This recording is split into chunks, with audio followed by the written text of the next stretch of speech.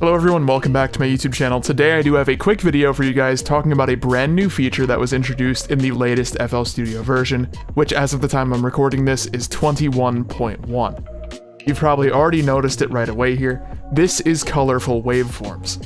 Now at first you might think this is just kind of like a cool little display thing or like a gimmick feature and that it doesn't really have a use, but this is actually incredibly useful. I'm really glad this is here. It's not something I specifically wanted, but now that they've added it, there are quite a lot of uses for it, which I'll be going over in this video.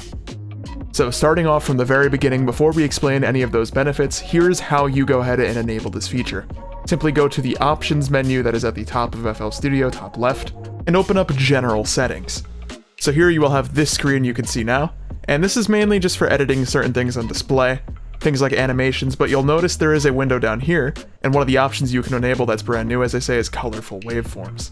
So once you've gone ahead and enabled that, you're going to notice that this is going to apply different colors to whatever samples like waveforms you drag into FL.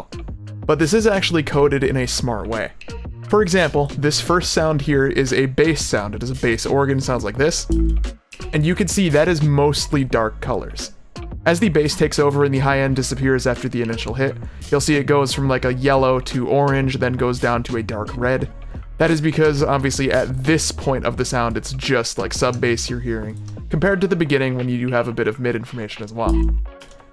Probably an even better example of how that works, you can see this one has a lot of different colors. There's dark at the beginning, then it goes to super light, and you'll see why when I play it. It sounds like this. So for example, if we open up an EQ when we listen to this, you see how this sound starts like over here, 140-ish hertz, but then when it gets to this bit, the fundamental is more like over here, 700-ish, because the first couple of hits in that loop are very low frequency based, and then it goes to something super high, just because of the sign jumping around. And that is reflected in this waveform. Plus, added benefit, this looks really cool. Can't lie, it's a nice color scheme. But not only does it look nice, it does, as I say, have a practical use.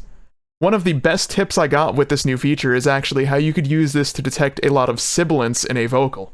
Unfortunately, I don't have any vocals on hand now to show that with, but obviously you'd have a more mid-range kind of color, so say like orange when you have vocals going on.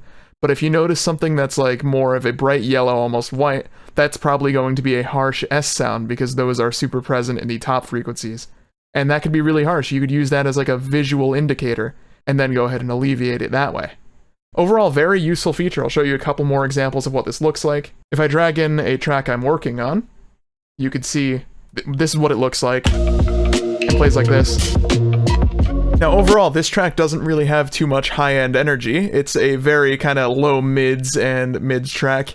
And you can see the color of the waveform is mostly this orange, and there's a couple of other bits when the 808's stopping that it goes to a lighter color.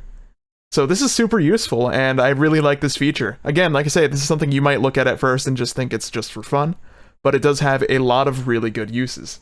One last thing I'll demonstrate is what pure bass looks like. Let's just go ahead and drag in an 808 sample from a pack. That's perfect, look at that. All bass, and you do have that bit of brightness at the beginning because there's that clicky transient. But that wraps us up. If you enjoyed, be sure to drop a like and subscribe for more production content like this. I know this is a shorter video, but obviously this is just me going over a new feature. Definitely enable it, it's super useful, but I'll catch you guys in the next video.